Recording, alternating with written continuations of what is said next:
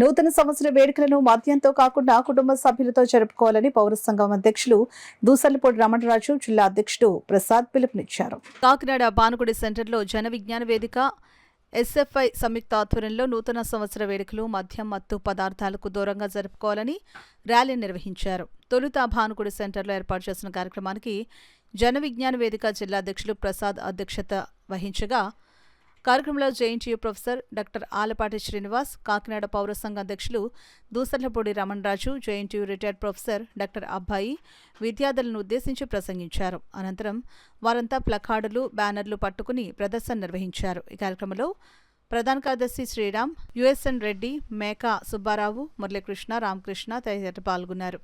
తాగుతున్న వ్యక్తులు అంతంత మాత్రం ఆదాయ వనరులు ఉన్నటువంటి కుటుంబాల్లో మరి తాగుడుకు బానిస అవుతున్నటువంటి మత్తు పదార్థాలకు బానిస అవుతున్నటువంటి వ్యక్తులు ఆరోగ్యపరంగాను ఆయుష్ పరంగాను మరి క్షీణిస్తూ చనిపోతున్న పరిస్థితి ఉంది. అదే సందర్భంలో ఒక తాగుబోతులు మాత్రమే కాకుండా మరి ఆయా కుటుంబాల ఆర్థిక పరిస్థితులు కూడా చిన్నభిన్నం అవుతున్న కారణంగా ఆ కుటుంబాల్లో మరి జీవన ప్రమాణాలు కూడా సన్నగిలుతున్న పరిస్థితి ఉంది.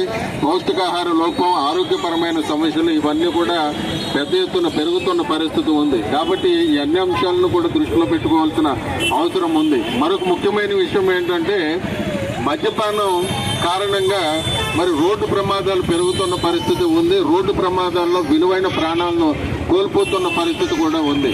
కాబట్టి ఈ అన్ని విషయాలను కూడా దృష్టిలో పెట్టుకుని మద్యపానాన్ని నియంత్రించవలసిన అవసరం ఉంది. లాస్ట్ ఇయర్ డిసెంబర్ 29, 30, 31 తేదీల్లో 4,600 కోట్ల రూపాయలు ఈ రాష్ట్రంలో మందు ద్వారా ఆదాయం వచ్చింది. ప్రభుత్వం మద్యపానం ద్వారా వచ్చే ఆదాయం మనకి ఆదాయ వనరు అనుకుంటుంది. దాని మూలంగా చాలామంది పిల్లల భవిష్యత్తు నాశనం అవుతుంది.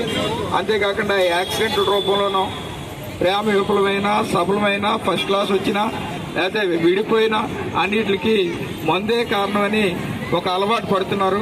ముఖ్యంగా యువకులు ఎక్కువగా ఉన్న భారతదేశంలో యువకులే ఎక్కువ మంది ఈ మద్యపానానికి బలవుతున్నారు.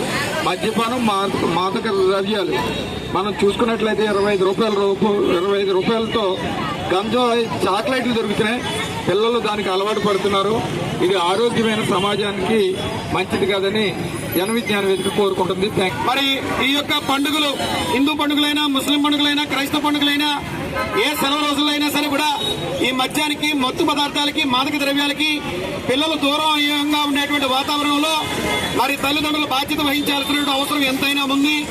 ఒక అద్భుతమైనటువంటి సమాజహిత కార్యక్రమాన్ని జన విజ్ఞాన వేదిక ప్రతి సంవత్సరం కూడా తన బుధస్కంధాల మీద వేసుకుని ఈ స్మార్ట్ సిటీలో ప్రజల చైతన్యపరిచే దిశగా ఈ కార్యక్రమాలు నిర్వహించడం పట్ల నగర ప్రజలందరూ కూడా హర్షం వ్యక్తం చేస్తా ఉన్నారు. ఈ కార్యక్రమంలో పౌర సంక్షేమ సంఘంగా పాల్గొనేటువంటి అవకాశం వచ్చినందుకు నగర ప్రజలందరూ కూడా